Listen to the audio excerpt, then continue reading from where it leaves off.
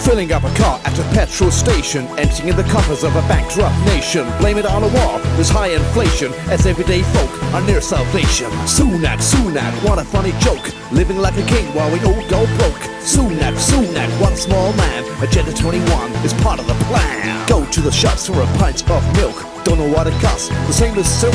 Goods are going up and we all know why, 7% is a CP lie. Sunak. All right, welcome back guys. Hope you enjoyed that short video. That was from James Thompson, aka Jim Guitar, about Rishi Sunak. We'll mention him in a minute. He's in trouble every week at the minute. Who else is back though? It is Kristen. Hi, I am back from America. Super happy. Thank you so much for all of your really kind messages. I really appreciate it. And already Neil has me training with this rucksack, but he literally just booked it straight up this mountain wearing this thing, and I was miles behind, so I got to catch up to him with his strength, let me tell you.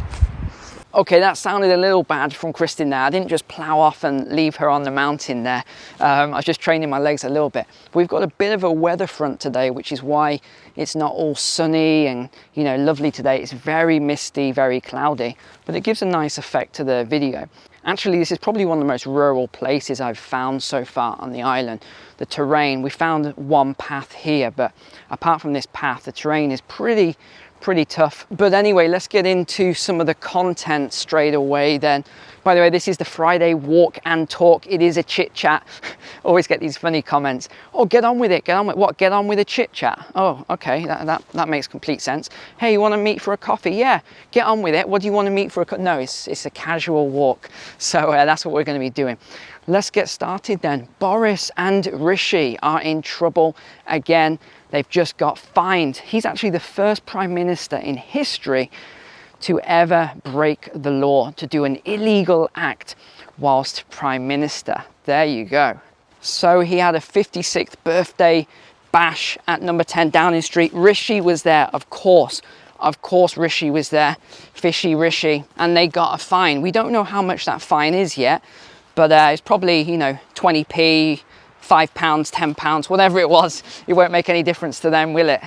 So a survey just came out then, a British survey, YouGov.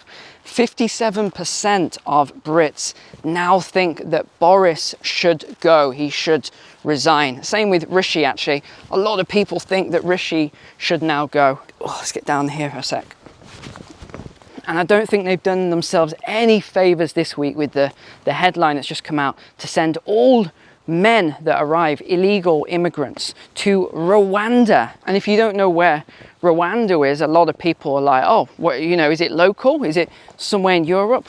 No, it's right in the middle of Africa.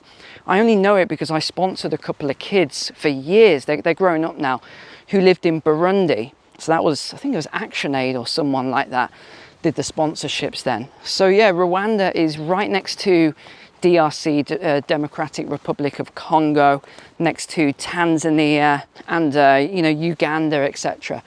And it's funny, isn't it, how they never ever talked about this. They never really got into any of this illegal immigration. Oh yeah, it's fine. They just let it carry on until now. There's a problem with everyone wanting to get rid of Boris. So personally, I think this is a political move. That's all I see it as. I see this as a big political move now for him trying to actually save his job. And you know who it reminds me of now? Boris has done a U-turn, and you remember he used to attack Nigel Farage, and he's done a U-turn and pretty much became now Nigel Farage with all of his stuff. And let me just read out a couple of things that he said this week actually. Our compassion may be infinite, but our capacity to help people is not. We can't ask the British taxpayer to write a blank cheque to cover the costs of anyone who might want to come and live here. But here's what I would say, wait a second, who's going to be paying then for all of the people that are going to be living in Rwanda? And how are they going to actually get all of these people there?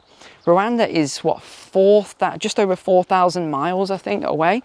That's a plane ride to get them there. It would be too inefficient to get everyone, all of these people that are coming in, to try and get them to the middle of Rwanda, the middle of Africa, any other way than flying. So you've got to ask, who is going to be paying for all the flights? Who's going to be paying for all the food and accommodation and things like that. It's pretty obvious to me, this doesn't take a genius, it's going to be the British taxpayer. So I can't really see what they're saying here, in that we're going to be saving a lot of money because, you know, and we don't want the taxpayer paying for it.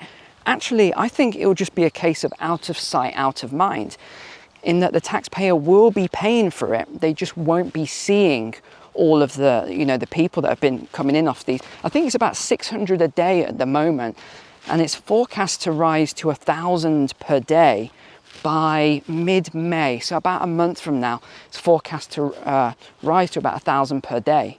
Now it's interesting because if you remember back in 2020, when I made that Great Reset video and I talked about some of these things around immigration, how we'd have this big immigration crisis, remember at the time, a lot of people just couldn't see it. They said it would never happen, and that, you know, immigration, even illegal immigration, was fine. And I said, how is illegal immigration fine? Especially when you've got all of these cartels and type of groups, coyotes, whatever you want to call them, that were smuggling people. So this was human trafficking. And yet you have all these goody-goodies saying, oh no, it's fine for all of this illegal immigration. No, you start allowing illegal immigration like that. And then what happens is you get all these really bad people that start smuggling children, all this other stuff. I mean, this is just common sense. It's pretty obvious that these are the sort of things that take place. As soon as a government allows things that are illegal to take root, the crime syndicates come in, the gangs come in, and they take advantage of the situation. You know, this is just pretty obvious. So for those of you who think that this is all going to go away and all this, you know, immigration and mass migration of peoples into other countries, so poorer nations into wealthier nations, this isn't going to end. It is going to get worse, ladies and gentlemen. Another forecast or prediction for you here. It is going to be, as I said back in 2020, and it is going to get worse. This isn't going to get better. You're going to see a lot more mass migration, and with it, a lot more crime. I'm not saying from the people. I'm not saying that the families who are coming in are the ones creating the crime, because it's not them. But it is a lot of these single men. And I think that's why the UK government has announced that they're going to be sending them all to Rwanda, because you only have to look at the crime statistics and listen to or speak to police officers, and they will tell you that most of this new crime as a result of the illegal immigration is the same type of person over and over again. But anyway, we'll leave that point there for another day. Good news in the UK this weekend. Apparently there's going to be a heat wave over this bank holiday weekend, and happy Easter and Good Friday for everyone celebrating it as well. But isn't it funny how, what a coincidence, there always seems to be a heat wave on a bank holiday. I wonder how they managed to have that happen. No coincidence there at all. I just want to move on to another story then, which we started talking about, 3 or 4 months back now, and that was the poultry shortage. So chickens and eggs, turkeys, all this sort of stuff. Well, it's now really starting to ramp up. We've seen a 52% increase in egg prices in the USA just in the last 6 weeks or so.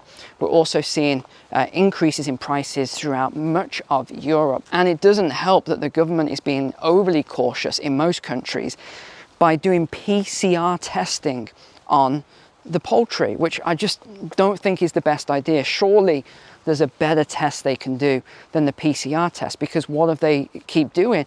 They keep finding 1 or 2 birds when they're doing these PCR tests that have got the bird flu. And you know, this is a big deal with this bird flu, because I think the USA's lost 11 million chickens, 2 million turkeys already from this bird flu. And not just that, 19 people in China have now got this bird flu. 5 people have died from it. 1 person in the UK has contracted it. You know, people all over the world are now contracting this bird flu. And I do think this acts as a warning for us all. You know, remember what happened when the whole COVID thing started? And it was, when was it? Sort of December time. It was the same sort of pattern. Oh, just a few people have got it. It's in China, etc., etc. And by March, the whole world's in lockdown. And what do we keep hearing? Oh, the COVID pandemic wasn't the big one. Oh, no. Billy Gates and, you know, his friends. Oh no, the next one's going to be the big one. Well, what is the next one? We don't really know.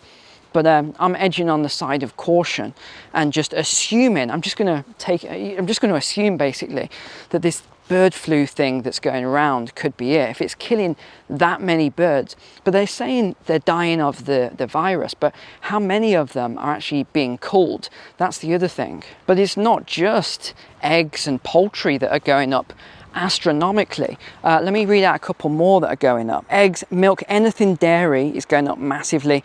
Oil, paper products, meat. So any of these things, if you haven't got them stocked up, definitely get hold of some. Soybeans are up 38% now, sunflower oil up 36%, corn is up 64%, wheat is up 63%. I know that I'll be going to the supermarket to get some paper and kitchen roll and toilet rolls, anything paper-based pretty much, because of these shortages. In fact, in Sri Lanka, which we talked about last week with all these crises, Sri Lanka, they've just defaulted on their debt, which is one thing. But they had to cancel all of the examinations throughout the country because the schools just couldn't get hold of paper to do the exams. How crazy is that? And over in Kazakhstan as well, we knew this one was coming. They're now ceasing their wheat production to the rest of the world. That is not good, because where, again, we talked about this a lot, where does a lot of this food production come from? Not to mention uranium refinement and mining and everything. A lot of it is coming from this same region that's under conflict at the moment. And then lastly then, because we're down right by the lake now and it's beautiful down here, there's been a lot of European governments asking homeowners to turn their heating down from 21 degrees Celsius down to 19 degrees Celsius. Now this is important because they're saying that they need to do this in order to not have energy rationing. Let's turn around so you can see this beautiful lake. Now you know how these things start. Energy rationing right now, but next it will be food rationing. So this is why I say get yourself food, make sure you're stocked up on some of the things there's going to be shortages of. And if you can start growing a garden at home, growing vegetables and things like that. Personally, I know it sounds crazy to some of you watching who live in the city and you only watch for my finance stuff, but I would start growing a garden. I've started myself. I've started growing vegetables now in the small space that I've got, just because I'm seeing the charts, I'm reading all of this stuff, and I can see where this is leading. It is not going to be going anywhere good. We're going to have a lot of inflation, and not just that, the vegetables. Remember, P&O ferries transport a lot of these vegetables from outside of, say, the UK and Europe. They do a lot of this transporting the vegetables. They've stopped doing that at the moment. There's a lot of issues with P&O ferries, as you know.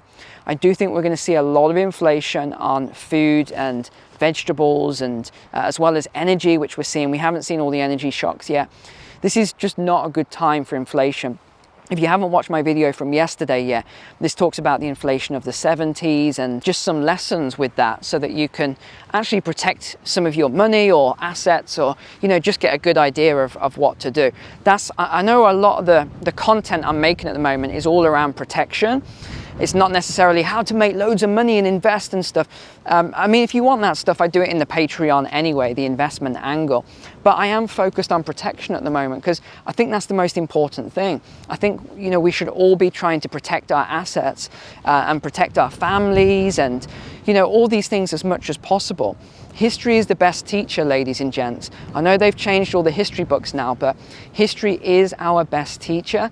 And if we just trust history and we learn the lessons from it, we should all be fine overall. So thanks for watching the video today. Take care, God bless, and I'll see you next time.